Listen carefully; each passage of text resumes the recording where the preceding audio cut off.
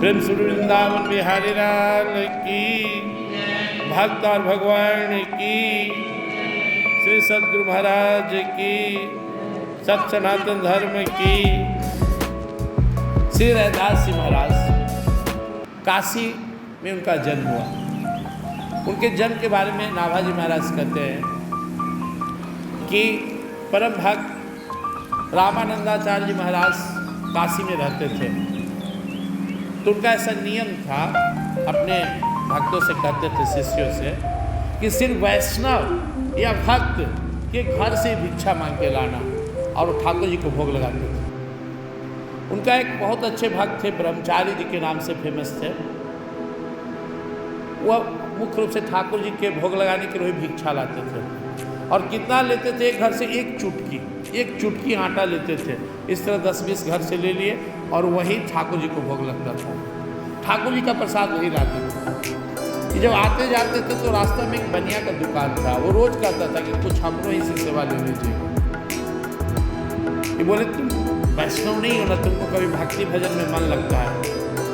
हमारे गुरुदेव वैसे घर चलाने के लिए मना किए हुए, जिस घर में भक्ति ना हो, जिस घर में लोग मांस मछली खाता हो, जहाँ साधु संत की सेवा नहीं होता हो, जिस घर में सत्संग नहीं होता, उस घर का अनाज न भगवान को चढ़ाना चाहिए और न खुद ही भक्त साधक को खाना चाहिए। क्योंकि संतों भक्तों के घर से जो आपको मिला वो प्रसाद है, क्योंकि वो भगवान पर चढ़ाकर आपको देंगे।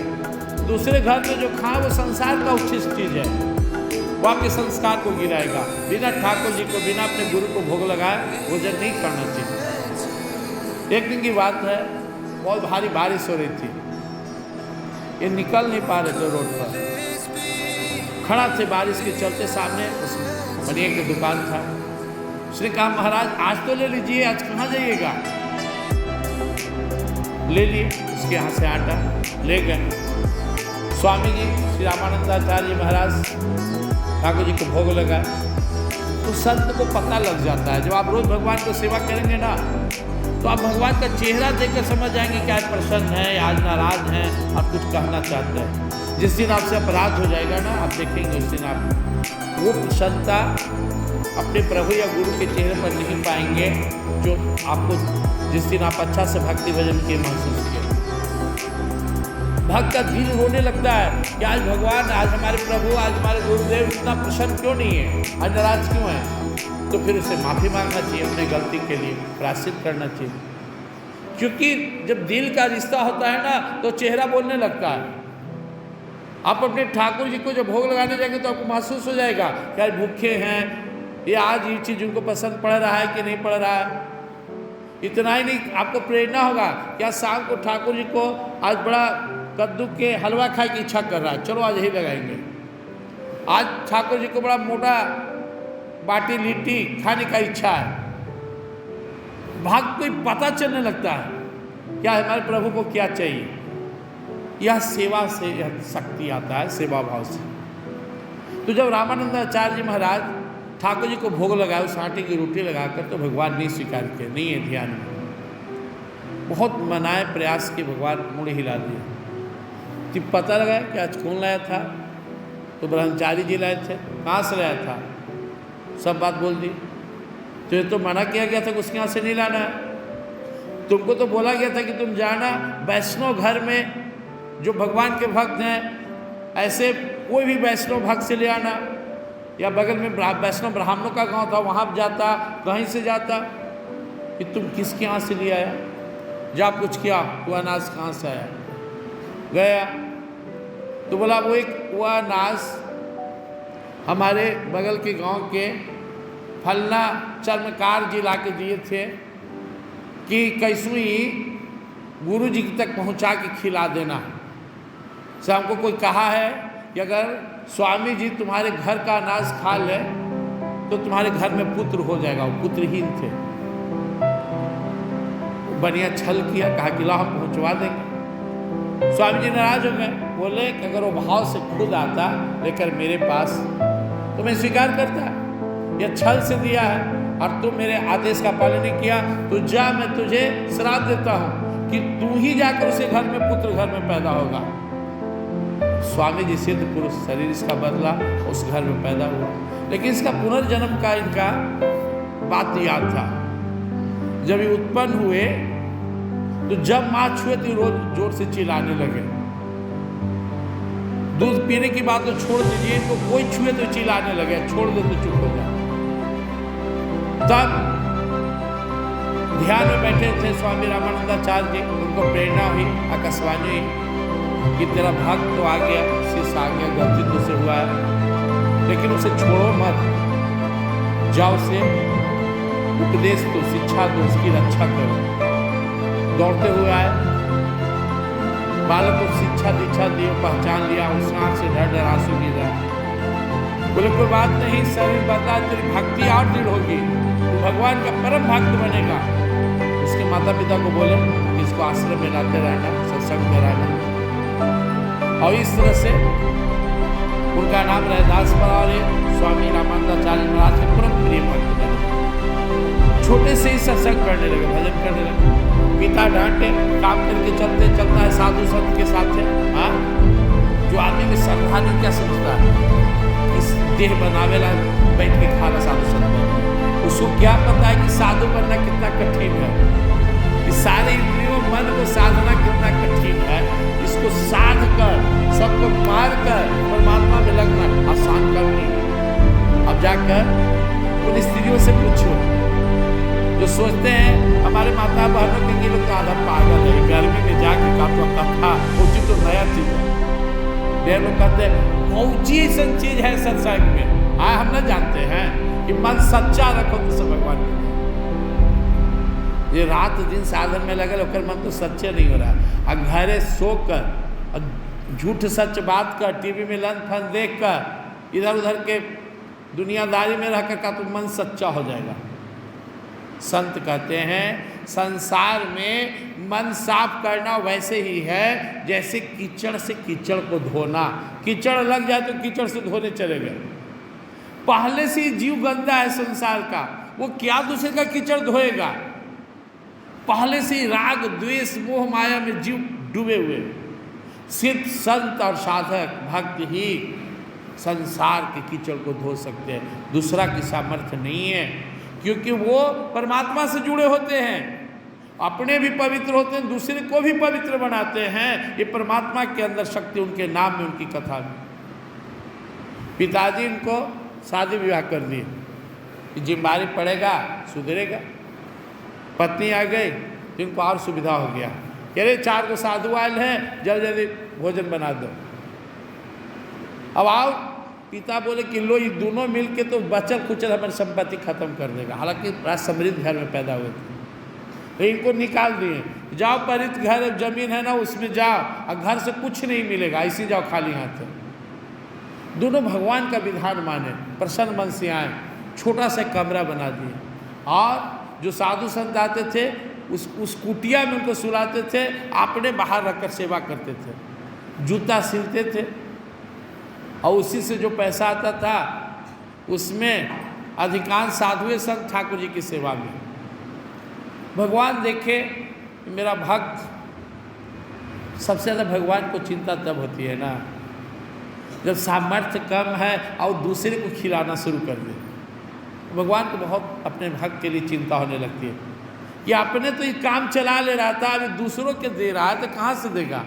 भगवान आ गए संत का वेश बना के, बोले रैदास जी ये लीजिए, पारस किसी ने हमको दिया है, ये आप रख लीजिए। बोले हमको, अरे इससे बहुत धन आएगा। और उनका लोहा का कुछ पात्र था, उसको छुआ दी, सोना का हो गया। बोले क्या बात करते हो, यही धन है सोना? अरे धन तो भगवान का नाम है, मेरे पास है, मुझे नहीं चाहिए। बोले बाप जिद करते हैं, आप रख लीजिए ना। कुछ संत बने भगवान अड़ गए कि आपको रखना पड़ेगा। बोले कहीं खोज दीजिए छप्पर में, वहाँ आया कहीं खोज दिए। 13 महीना बाद फिर संत आया, देखिए झोपड़ी के झोपड़े। बोले वो जो पारस दिए थे कब दिए थे? वो हाँ याद आया। तो आप कहाँ खोसे? तो देखिए तो वहाँ झोपड़ी में दे रखिए, जाइए ले जाइए, आपका रखा हुआ। संत हार कर चले गए लेकर। इनके यहाँ भीड़ लगा रहता था, अरे बेचारे कभी आधा पेट कभी पानी पी के अपना दिन काट रहे थे, भगवान में मस्त है, भक्ति में डूबे हुए। अब क्या किए ठाकुर जी कि रोज जब भी भोग लगाने जाए ना तो आप 5 को इनको सोने का सर्फी मिले, सोने का मुद्रा, देखिए कि डर जाए, अपना चिमटा से जैसे कोई बिच्छा पकड़ता है इससे सावधानी से पकड़ पकड़ के ले जाकर उन्हें नदी में फेंक दे। ठाकुर जी स्वप्न में आके रोने लगे कि मेरी हार्दिक इच्छा है, तुम डर रहे हो ना कि मोह माया में फंस जाओगे, तुम नहीं फंसोगे, तुम डर रहे हो कि मैं छोड़ दूंगा। इससे मैं भक्तमाल में कई भक्तों का जीवनी पढ़ा कि ठाकुर जी की प्रेरणा से पूरा धन लेकर आ गया 10 गाड़ी, नहीं लिए। श्रीनाथ जी की सेवा में रहते थे, विठल दास जी के भक्त गए तो भगवान नाराज हो गए जब भोग लगाए, कितना हम ही ने मंगवाए थे, कहाँ नहीं लिया। तो आप एक बात सच सच बताइए प्रभु। हाँ बोले पूछो। अगर मैं वो सब धन ले लेता तो क्या आप जैसे मुझसे बैठकर बात कर रहे हैं, मेरे हाथ से खा रहे खाते, बोले तेरा काम हो जाता तो इतना हम कहलाते। बोले बताइए, आपको हम छोड़ देंगे, हमको नहीं चाहिए, हमको हम तब जरूर ले लेते जब आप कोई शौक के बात करते हैं। आप सूखी रोटी खाने को तैयार हैं, उबाला हुआ साग खा लेते हैं, आलू का भोग लगा लेते हैं, एगो पत्ता खा लेते हैं। कितना अच्छा ठाकुर जी हैं मेरे, तो मुझे अपने लिए क्या घट रहा है कि मैं जाऊं किसी से हाथ पसारने। आपको कुछ इच्छा हो तो बोले ना, हम खुश हैं, भक्त भाव से जो दे दे मुझे स्वीकार है। भगवान जब रोने लगे, भाव में आ गए, तो रैदास जी तैयार हो गए, ठीक है जब आपकी इच्छा है। अब वो प्रतिदिन जो 5 सर्फे मिलता था सोने का मुद्रा, उसे लेकर वो प्लॉट खरीदे, खूब बढ़िया ठाकुर जी का मंदिर और संतों के लिए सुंदर निवास बना। देखिए भगवान का भक्त अपने लिए हाथ नहीं पसारता है। इस्कॉन के संस्थापक थे श्री प्रभुपाद जी, अमेरिका में जाते थे तो लोग उनका मजाक उड़ाते थे कि साधु है या ना मांगे। बोले गलत सोच रहे हो, अपने लिए वो साधु नहीं जीता है। साधु संत का जीवन तो परोपकार के लिए होता है। वो तो सोचता है कि अगर हम मंदिर बना दे, हॉल बना दे तो सत्संग होगा, संतों को 2 रोटी मिलेगा, इसलिए भंडारा अनाज का व्यवस्था करता है, अपने लिए नहीं करता है। और वो अपने शरीर छोड़ने से पहले सैकड़ों मंदिर बड़ा बड़ा बनाकर चले गए। तो साधु संत अगर कुछ टेंशन लेते हैं, कुछ समाज से सहयोग चाहते हैं, तो उनका उद्देश्य क्या होता है। आज यहाँ हम लोग बैठकर सत्संग कर रहे हैं, हॉल बना तभी तो, सुंदर बिजली फैन पंखा, गुरुदेव का दर्शन कर रहे हैं, कमरे बन रहे हैं, बाहर से भी आए भक्त लोग तो बैठकर साधन करें। ऐसे पुनीत काम के लिए साधु संत लोग से सहयोग चाहते हैं और भक्त उनमें सहयोग करते हैं। और ये धरती का सबसे सुपर दान है, इससे बड़ा दान नहीं होगा। जिसके छाया में आकर संत बैठे, जहाँ संत को 2 रोटी मिले, पानी मिले, जहाँ सत्संग मिले, क्योंकि मुक्ति का गेट खुल रहा है। दुनिया में आप किसी को कितनों सेवा कर दे और सत्संग भजन न मिला तो व्यर्थ है। यह स्थान परम पावन है, जहाँ पे हमें सत्संग मिल रहा है, जहाँ हमें दर्शन हो रहा है, जहाँ हमें प्रसाद मिल रहा है, जहाँ रहने की व्यवस्था है। प्रेम सुमरे वृंदावन बिहारी लाल की। रैदास जी महाराज मान गए, खूब सुंदर जो है एक महल बनाए ठाकुर जी के लिए, एक जो है संतों के लिए बनाए, और काशी में ही अब चलने लगा भंडारा नित्य। कभी तो है नहीं, रोज 5 सोने का मुद्रा आ रहा है। अब देखिए ठाकुर जी की लीला, उस क्षेत्र के सारे ब्राह्मण जो थे इनके विरोधी हो गए कि इसको अधिकार है मंत्र देने का, ही मंत्र देता है, ये ढोंग करता है। वहाँ के राजा को कान भरने लगे। राजा बुलाए, परीक्षा लिए, ठीक है आप परमात्मा को बुलाइए, ये लोग बुलाएंगे, किनका सुनते हैं। कई परीक्षाएं लीलाएं हैं, और ठाकुर जी अपने भक्त का लाज रखे। ये जिनको मंत्र देते थे उनको अनुभव होने लगता था, इनके सत्संग में शक्ति थी। ये थोड़ा सा भी प्रसाद हजारों लोग भी खिला देते थे। राजा भी इनका भक्त बन गया, काशी नरेश, और उन ब्राह्मणों को डांटा तुम द्वेष मत करो। फिर इनका प्रभाव को देखकर बहुत से ब्राह्मणों को ज्ञान दिए, बहुत से लोग को जो है भक्ति का मुक्ति के पथ पर चलाए। बहुत अधिकांश जो विद्वान ब्राह्मण थे सब इनका शिष्य हो गए। ये जो भक्ति का क्षेत्र है ना, यहाँ सिर्फ दिल का नाता होता है। भगवान श्री राम सबरी से कहते हैं जात पात से नाता नहीं मेरा, भक्त और भगवान के बीच सिर्फ प्रेम का रिश्ता हो। जो मुझे भजे मैं उसको भजो, मुझे क्या लेना देना तुम कौन हो, तुम मुझे भजोगे मैं तुम्हें भजूंगा। और वैसे तो हम सब आत्मस्वरूप एक ही हैं। हमारे परम पूज्य गुरुदेव गीता हटवा से कोई पूछता था आपका जन्म स्थान कहाँ है, आपकी जाति क्या है, पूछते थे तुम अपना जानता है, जहाँ तुम्हारा वहीं मेरा, तुम्हारा जन्म स्थान, तुम कहाँ के हो, यहाँ के नहीं हो, परम धाम के हो। और जो तुम्हारी जाति है तुम ब्रह्म का ही अंश हो, वह ब्रह्म ही तेरा वंश, गोत्र सब ब्रह्म है। थोड़ी सी भी अंतर नहीं होनी चाहिए। एक सत्ता, परम सत्ता के अलावा कुछ भी नहीं है दूसरा, बस उसी को देखना। यही साधन है, यही भक्ति, यही ज्ञान है। एक ही सत्ता है, एक ही परम शक्ति, वही सारे ब्रह्मांड को संचालित कर रहा है। इनकी जब इनका यश जब चित्तौड़ की रानी झाली सुनी, झाली नाम की रानी थी चित्तौड़गढ़ की, तो इनको बुलाई और इनसे दीक्षा ली।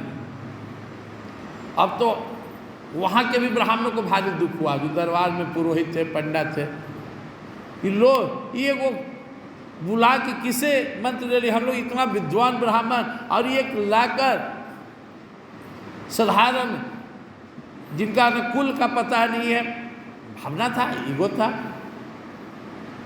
रानी जब सुनी तो बोली ठीक है यहाँ भी टेस्ट होगा, और वो ठाकुर जी की मूर्ति को सिंहासन पर रख दिए। ब्राह्मण देखो बोले कि बुलाइए, आप लोग आह्वान कीजिए। वो लोग हर तरह के मंत्र पढ़े, जितना सब एक साथ मिलकर सारे ब्राह्मण सस्वर वेद पाठ करते रह गए घंटों, भगवान टस से मस्त। तो श्री रैदास जी का नंबर आया तो एक भजन उठाया जिसका लाइन था पतित पावन नाम आज प्रकट कीजिए। आप पतित पावन हो ये दिखा दीजिए प्रभु। भगवान उछिल के इनके गोद में आ गया। प्रेम से बोलो भक्तार भगवान की। झाली रानी जो है इनके चरण में गिर पड़े। वहाँ जितने भक्त थे सब जयकारा करने लगे। रानी एक बड़ा भंडारा दिया, फिर भी आँख नहीं खुलता है। जो ईगो होता है ना, गुरुदेव कहते थे पुजारी मत बनो, पुजारी, अरे पूजा के दुश्मन मत बनो, सच्चा पुजारी बनो। इतना ईगो भर जाता है। हम जहाँ रहते थे वहाँ एक बहुत बड़े भक्त थे, बहुत बड़ा पुजारी। उनका अगर कोई बाल्टी भी छू दे पूजा के तो 3 बार धोते थे, घाट दूर रह। उनके रूम के तरफ कोई नहीं जा सकता है, अरे राम क्या कर दिया। और बहुत सा भक्त पुजारी इसको साफ नहीं की। काम तो लोग अगर भरल है, बाहरी सफाई से क्या होगा। मल निर्मोचनम पुंसाम जल स्नानम दीने दीने शक्ति गीताम से स्नानम संसार मनाश। अंदर के मल का नाश जब तक न होगा तो अंदर वाला का दर्शन कैसे होगा। तो ज्ञान नहीं गया, गुरु का ज्ञान नहीं लिए, भक्ति नहीं किए, कैसे संभव है। तो फिर भी कुछ ब्राह्मण बोले कि हम लोग अलग भंडारा करेंगे। ढेर ब्राह्मण तो इनका भक्त हो गए, साथ हो गए। वो सब कहा कि नहीं हमारा अलग पंडाल लगाइए, हम इनके साथ नहीं खाएंगे। ब्राह्मणों का अलग भंडारा हुआ, बैठे। ब्राह्मण क्या देखते हैं, हर 2 ब्राह्मण के बीच में एक रैदासी आकर बैठे हुए हैं, वो खा रहे। जिधर देखा तो जितने ब्राह्मण थे सब 2 के बीच में एक रैदास जी बैठे नजर आए। सब इनका पैर धर लिए, क्षमा कीजिए। तब जो है ना दरबार लगा और वहाँ एक चाकू मंगवाए, अपने शरीर को चमड़ा हटा के दिखाएं, देख पिछला जन्म में देख सोने का स्वर्णिम जिन्हें उनको एगो पे भी दिखाए और बोले कि मैं कैसे यहाँ आया हूँ। और उन्होंने ये भी कहा कि अधिकांश जो ब्राह्मण है जो द्वेष करता हो अगला जन्म में सब निम्न वर्ग में पैदा होगा। तुम राग करो या द्वेष, जिसे अंत में याद करोगे वहीं जाओगे। इसलिए राग द्वेष मत करो। परमात्मा के दरबार में सब बराबर है, हर मानव बराबर है, सब वही परमपिता का पुत्र है। ये भेदभाव मिटा दो और भगवान में लग जाओ। प्रेम से वृंदावन बिहारी। की जय। गुरुदेव की वाणी थी कि जिस चीज़ का हम बारंबार अभ्यास करते हैं ना, वो सहज हो जाता है। बोलते थे गांव में देखोगे या यूँ देख सकते हैं, सत्संग में बहुत सी माता बहनें या भाई भी बैठे हैं, बोलिएगा उनको वृंदावन बिहारी लाल की तो जय या लेकिन घर में उनको कुछ बोलना हो, किसी को गाली बकना हो तो देखिए 1 मिनट में 13 गाली निकलेगा, नया नया प्रैक्टिस है। लड़ना हो तो देखिए कहाँ से जोश आ रहा है। जो भगवान का नाम लेना हो, मंत्र जपना हो कि कुलदेव का कहानी आप लोग सुना करते थे, बड़ा अच्छा लगता है। यहाँ पे हम लोग सुनेंगे इसको। एक गांव में एक बुढ़िया रहती थी। वो बुढ़िया मतलब को इतना प्रैक्टिस है गाली बकने का कि जहाँ रहे गाली बकना शुरू कर, इतना आदत हो गया कि चुप रह ही नहीं सकती। गाँव भर के लोग परेशान हो गए सर, हम अब साथ नहीं रहेंगे। मुखिया थे जिनसे उनको बुलाया गया, महाराज देखिए कुछ उपाय कर दिए, बाहर भी कहीं इनको हम लोग नहीं रखेंगे। क्या परेशानी, चुप ही नहीं रहती, खाली गाली बकती है। बुलाया गया, बोली कि हम गाली बकने करेंगे, आपको बिना गाली बके चैन नहीं। मुखिया जी मीटिंग रखी गाँव में, 150-200 घर का गाँव था। गुरुदेव की कहानी सुनी तो मुखिया जी बोले ऐसा करते हैं कि रोज प्रतिदिन एक घर में जाके गाली बके, अब घर के लोग दिहाड़ी करते रहता, अरे इसको खेल दो, एक दिन आएगा 150 दिन में कितने में। रोज एक घर में जाए, जिस घर में जाना हो उस घर के जितना सास पुतोह गोतनी प्रैक्टिस करते रहते थे गाली बकने की, उसके जवाब में क्या बकना है। घूमते घूमते आज नंबर आया उस घर में, जिस घर में उस घर के एक लड़का का शादी हुआ था। आज बहू आई थी, सास रोने लगी कि कैसा किस्मत है यार, घर में बहू आई है, आज भी चुड़ैल पाना है गाली बकनी। बहुत कुछ क्या बात है, सब कहानी बताई गांव में कैसी है जो इतना गाली बकती है। तो मुखिया ने बांट दिए कि हर दिन एक घर में जाकर गाली बकेगी। आज हमारे ही घर में ना, तो आप लोग इतना छोटा बात पर चीज नहीं है, जाइए हम संभाल लेंगे। तुमको तो कच्चा संभाल देंगे, सब गाली बकती है लेकिन विच्छेद कर देंगे। आप निश्चित रहिए उस सत्संगी परिवार से, माता पिता सत्संगी अच्छे गुरु की सृष्टि तो जाइए कपड़े भी बदल दिए, आगे कोई नजर नहीं आ रहा, सब भर गया, सब जड़ गया, निर्मल से गया, गाली बकती दूसरी रंग बिरंग की गाली से ऊपर। ये उधर से आरती लेकर निकली, अतिथि देवो भवा, अतिथि का स्वागत है, आइए चला देंगे, खा कर देंगे, तुमको हम बाहर दिखावे। गाली बक जा रही, मुस्कुरा रही, चुपचाप खड़ा, सब कुर्सी दी बैठ निकाली, बैठ के गाली एक से एक। तो ब्याह शादी हुआ है, आई है नहीं हो जाएगा, कोई मांग से सिंदूर चमक रहा है, हो जाएगा, धोआ जाएगा, पर आई पूरा हाथ जोड़ के अब गुनगुना रही है साथ में, श्री राम जय राम जय जय राम, श्री राम जय राम जय जय। अंत में बोली कि तुमको इतना गाली बक रहे हैं और तुम मुस्कुरा रही हो। बोले माता जी बताओ, हम आपको कोई वस्तु दें, अपना ले तो कहाँ जाएगा, तो तुम्हारे पास रहेगा, तो आपकी गाली हम ले कहाँ रहे हैं, वो तो आपका अपना संस्कार है। कोई किसी को गाली नहीं बकता, अपने से ही अपने को पतित करता है, गिराता है, खुद से घृणा करता है। रुकिए थोड़ा सा सुस्ता लीजिए, गिलास पानी पीजिए, ये लड्डू खा लीजिए, और तब तक आपके बाल में हम तेल लगा देते हैं, फिर शुरू होइएगा। रोने लगी बुढ़िया, माता रोने लगी कि तुम आज तक सब हमको खाली गालियाँ बकी, तू कैसी है। बोले कुछ नहीं है माता जी, अब प्रेम का ताकत ज़्यादा होता है। आप समझिए कितने लोग आपके सामने चले गए दुनिया छोड़कर, भगवान का भजन ही सार्थक है। बैठिए, हम सुंदरकांड का पाठ करेंगे, रोज करती थी तो याद है आपको, सुनाते हैं। सब परिवार वाले जुट गए, तय हुआ कि अब 1 घंटा ये नई बहू जो आई है अब सब माताओं को सत्संग करेगी। गुरुदेव इस कहानी को बार बार सुनाकर हम लोग को सिखाते थे, प्रेरणा देते थे कि अगर आपके अंदर में धैर्य और प्रेम है तो आप दूसरे को भी जीवन बदल देंगे, और आप ही में धैर्य नहीं है। अब हम प्रवचन कर रही हैं, बैठे हम ही पनक जाए, भाग जाए, रुस जाए, चलेगा थोड़े। बहुत सा महात्मा है, गुरुदेव का और कहानी सुना रहते हैं। एक बार एक महात्मा जी आए प्रवचन करने, बोले हम तो राम जी के भक्त हैं, ये जो उजला पर्दा है हटा दो, सब काला पर्दा लगाओ, सब कुर्सी भी काला, हमारा स्टेज काला। हम सब घबराया, नहीं तो नहीं प्रवचन करेंगे। एक समझदार भक्त बैठे थे दास बाबू जैसे, बस 2 मिनट रुकवा रहे हैं, लोग से कहे, गए नीचे और एक काला चश्मा था वो लेकर आए और लगा दिए महात्मा जी की आंख में, देखिए कैसा लग रहा है, तो हाँ सब काला काला होगा, कीजिए प्रवचन। हाँ ठीक है। तो जब हमारी दृष्टि बदल गई तो सृष्टि बदल गई, जिसकी जैसी दृष्टि उसकी वैसी सृष्टि। इसलिए हम सबको सबसे पहले साधना में पूर्ण रूप से धैर्य, प्रेम, उत्साह और उस परम सत्ता पर, परम गुरुदेव की वाणी पर विश्वास होना चाहिए। अगर यह है तो हम समाज में कुछ परिवर्तन ला भी सकते हैं। यह नहीं होना चाहिए कि हम ला सकते हैं, हमारे माध्यम से प्रभु कुछ परिवर्तन ला सकते हैं। अगर हम ही में पात्रता नहीं है हम समाज को क्या संदेश देंगे। इसलिए हम सबको लगे रहना, प्रेम से वृंदावन बिहारी।